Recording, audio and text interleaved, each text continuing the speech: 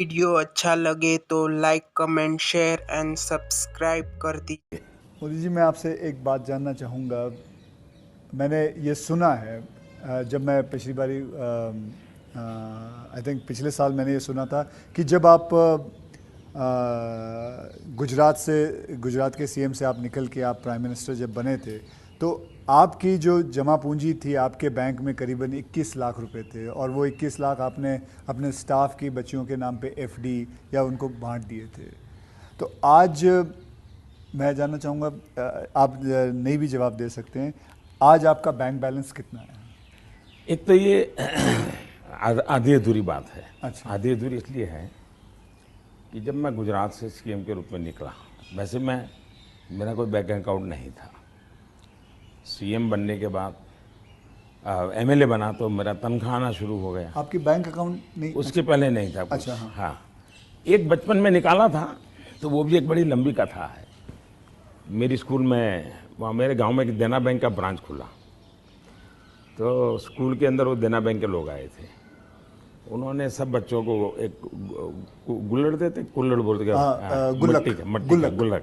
गुल्लक दिया, और बच्चों को कहा भाई इसमें आपको पैसे डालना है और हर महीने बैंक में जमा कराना, आपके नाम से पैसा जमा होगा। तो हमने भी बैंक अकाउंट उसमें खुलवा दिया। अब हमारे गुल्लक में तो कुछ आया ही नहीं। अच्छा। आने वाला कुछ था ही नहीं, तो क्या आएगा। तो हम तो कभी पैसा जमा नहीं कराया। अब गांव छोड़ के चले गए हम। बैंक में हमारा अकाउंट बना रहा, तो उनको हर साल वो कैरी फॉरवर्ड करना पड़ता था, लिखापट्टी करनी पड़ती थी। तो वो मुझे ढूंढते रहते थे कि इसका बैंक अकाउंट बंद करना है, इसको बुलाए कहाँ से। तो शायद 30-32 साल तक वो बना रहा, और उनको कहीं पता चला बाद में कि मैं अब पॉलिटिक्स में हूँ, तो बैंक वाले मेरे पास आए, बोले साहब जरा सिग्नेचर कर दीजिए, आपका एक बचपन का बैंक अकाउंट पड़ा हुआ है, हमको बंद करना है। अच्छा। तो मेरी बैंक अकाउंट से दुनिया ये रही। लेकिन जब मैं सीएम बना, एमएलए बना, तो फिर जो वेतन मिलता है वो आना शुरू हो गया, तब बैंक अकाउंट खुल गया। मैंने तो कभी वो देखा नहीं है, मेरा स्टाफ देखता था। जब मैं निकला वहाँ से, तो मैंने हमारे अफसरों को बुलाया। मैंने कहा भाई ये मेरा तो है नहीं, मैं ले जाके क्या करूँगा, मुझे तो कोई उपयोग है नहीं, तो मैं ये दे देना चाहता हूँ। तो उन्होंने कहा कि भाई ऐसा मत कीजिए। मैंने कहा भाई मैं करूँगा क्या इसे ले जाकर के। तो खैर अफसर लोग मेरी इज्जत करते थे, तो ज़्यादा बहस नहीं की, चले गए। शाम को एक सीनियर अफसर को लेकर के आए मिलने के लिए। फिर उन सब ने तीन लोग थे, ये समझाया, बोले देखो मोदी जी, ठीक है आपको ज़रूरत नहीं पड़े, लेकिन आपके ऊपर इतने कोर्ट केसेस चल रहे हैं गुजरात में, वकील भी इतने महंगे होंगे हैं, आपको कभी न कभी पैसों की ज़रूरत पड़ेगी। अब पद पर तो कब रहोगे, कितना रहोगे आप। और बाद में बोले कोई नहीं देगा आपको। तो हमारी प्रार्थना है कि ऐसा मत कीजिए।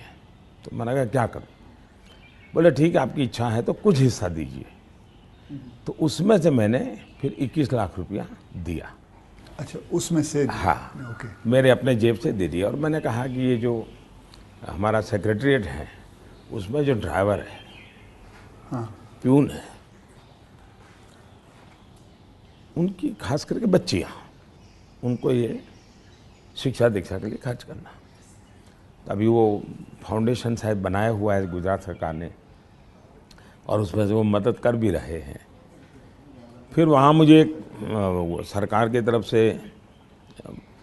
एमएलए को एक प्लॉट मिलता है। ओके। पैसों से मिलता है लेकिन कम खर्चे में। हाँ। वो प्लॉट मिला, तो मैंने पार्टी को कहा भाई ये ले लो आप, मैं आपको दे देना चाहता हूँ, मुझे कुछ चाहिए नहीं।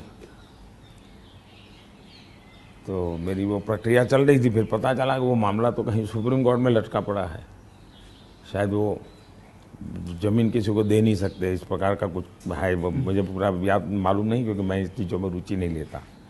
लेकिन जब भी वो क्लियर हो जाएगा तो मैंने वो भी पार्टी को देना तय किया हुआ है।